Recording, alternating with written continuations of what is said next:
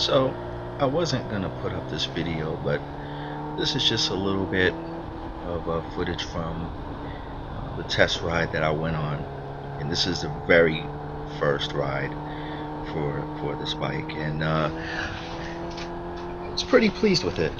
For the first ride, I didn't get any data because unfortunately the bike died one time, and the reason why I've been losing the data with the LM2 is that when you hit record, the power can't be interrupted while it's recording.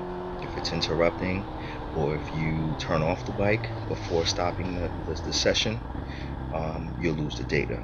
And so the bike died here at this intersection, and I started it up, and I lost the data. I had already been riding for about 10 minutes, but basically, as you can see, bike's running really crisp, and I noticed that when I am winding all the way to wide open throttle, that the bike would bog. It was a lean bog. It was about 48 degrees, and when you're moving, it's obviously running probably a lot colder, maybe 7 or 8 degrees colder. So I'd say probably the bike probably felt like it was in 40-degree weather. So it bogged. When I got to wide open throttle, it bogged, and that's okay. I'm running 155 mains. I'll probably go up to 165 before the next ride, and that should clean things up. And it also bogged right off of idle. Now, from what I understand from flat slides, off idle is where they really suffer, especially a carb as big as 41 millimeters.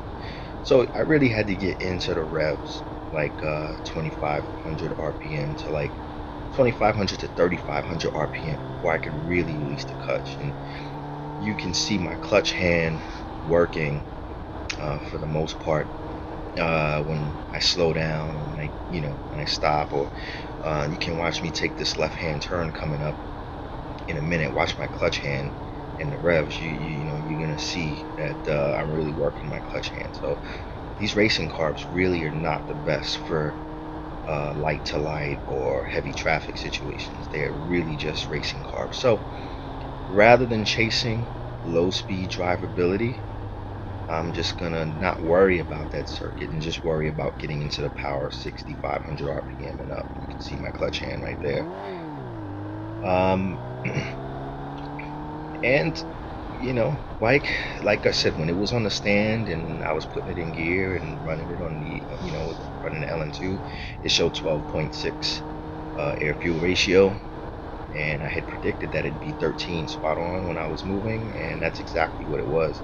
I glanced down a couple of times and it was like 13.0, 13.2. So cruising, the bike is fantastic. Feels good. No strange noises coming from the bike. No knocking, no nothing, no whining, any chains or anything. The bike it feels really healthy. And I get into the power here a little bit, and the air fuel ratio started to lean up. Like I said, as I approach full throttle.